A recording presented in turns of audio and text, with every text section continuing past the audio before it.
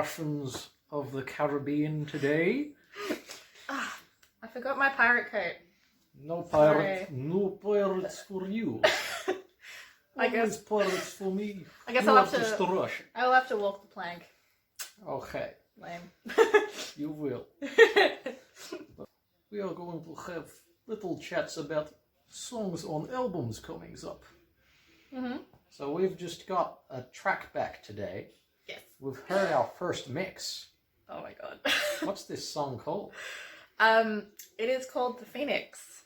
It's the one I mentioned earlier in our first video that Dan and I did together that we're actually going to be doing a little music video for. So we've used it as the bass track to, to get the mix started. And yeah, we heard the first draft today and oh my god. Got big piano sounds. It does. Big drum sounds. Yes. Big guitar sounds. Everything is just really dense and powerful. Michael sounds huge-mongous, doesn't I he? know.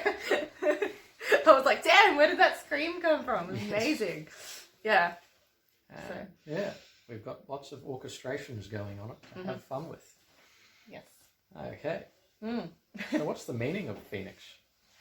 Yeah, well, to kind of elaborate on what I mentioned in the first video. So this song is for anyone who has ever experienced absolutely agonizing heartbreak.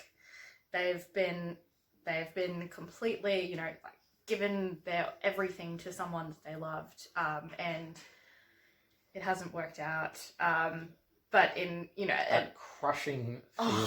That crushing feeling. Yeah, but when, when it's not just a mutual parting of the ways, like someone has really done a number on you.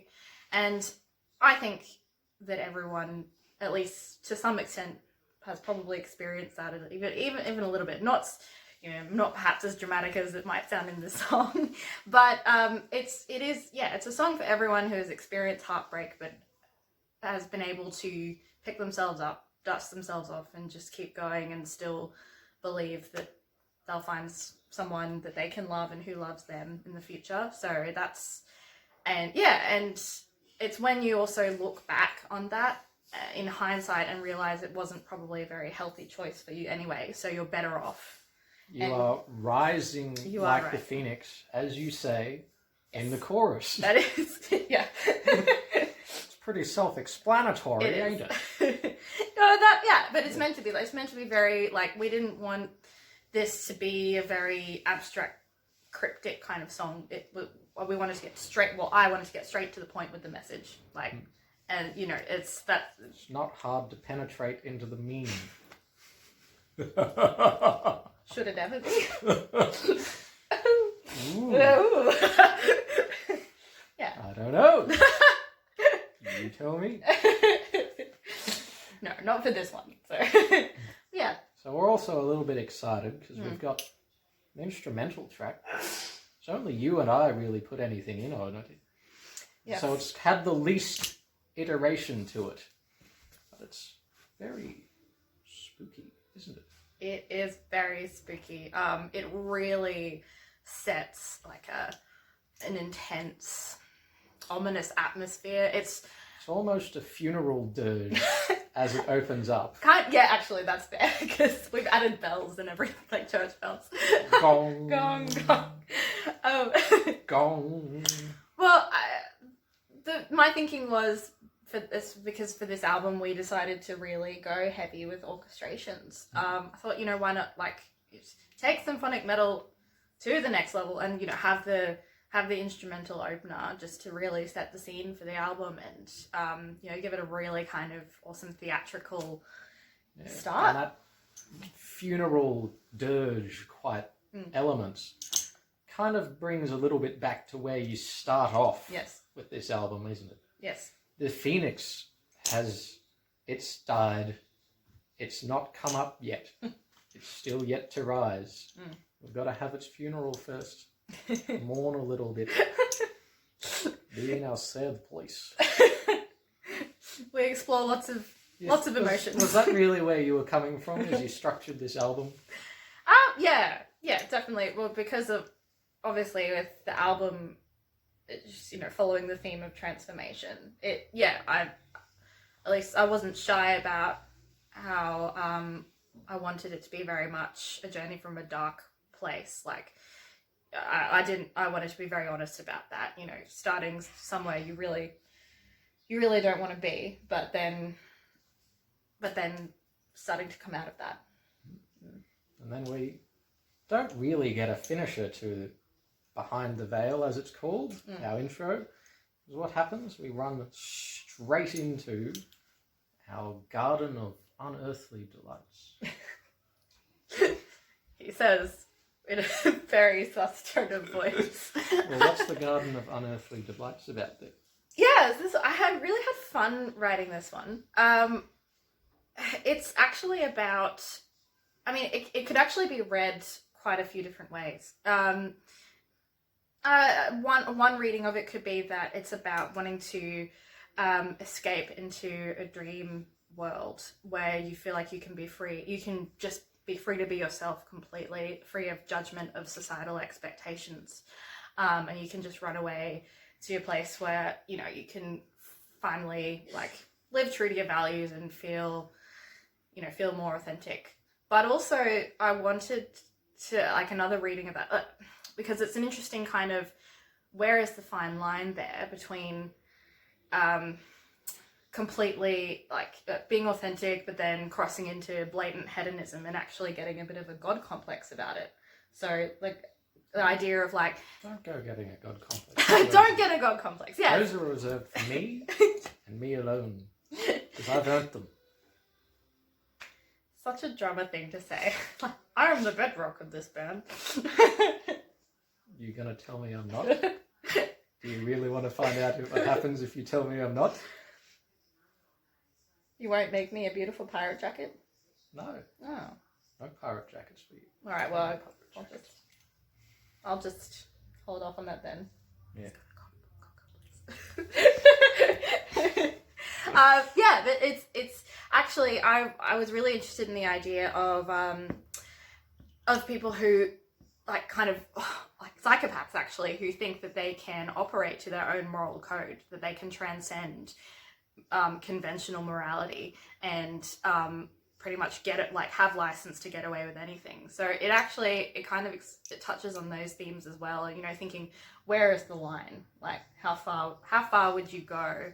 And you know, those kind of base urges that we all have as humans, like tempering them, but as we do to live in a civilized society. But then when you don't, like what happens? So find the point where you gotta chill out a bit. Yes, take some chill. Let things happen like a normal human. Have a Snickers. What really captures the sort of essence of the whole album is the word transformed. Which is one of the songs that we've also got going, isn't it? Yes. So this is probably our more interesting one. It's got the most time signature changes on the album. We kind of stepped back from those this time, didn't we? Yeah. We were a bit more sensible with our time signatures. We stuck to 4/4 like a normal band. We were pretty consistent, well, largely fairly consistent this album, as opposed to album 1 where, you know, we... 5 4s, 7 4s, 3 4s. Oh, you know, like, why just... So it's pretty normy to just stick to one time signature. Explore, experiment. Yeah. Making me work. You love it, and you know you do. Yeah, so there is a song called Transformed. It's towards the end of the album. Starts in that nice 7/8. Bit of a Wonder Woman vibe, isn't it? Yes. I was so, like, I loved that theme so much. And I think after I heard that, I was like, I've got to write something in 7/8 one day. And then this song came out a couple of years later, and I was like, yep, here it is. You are the Wonder Woman. Aww. Stop. I try. You must try. Trying is very important. Do better. Look, I can't own to be as amazing as Wonder Woman, but... Yeah, it kind of reaches that point where you have transformed, as the song is about, isn't it? the phoenix has risen. It's become bigger and better and badder than ever before. Is that kind of what you're going for there? Yeah, yes. Transformed is very much, it's about when you're able to, like, when you arrive at a place of actually self-acceptance and self-love and self-compassion.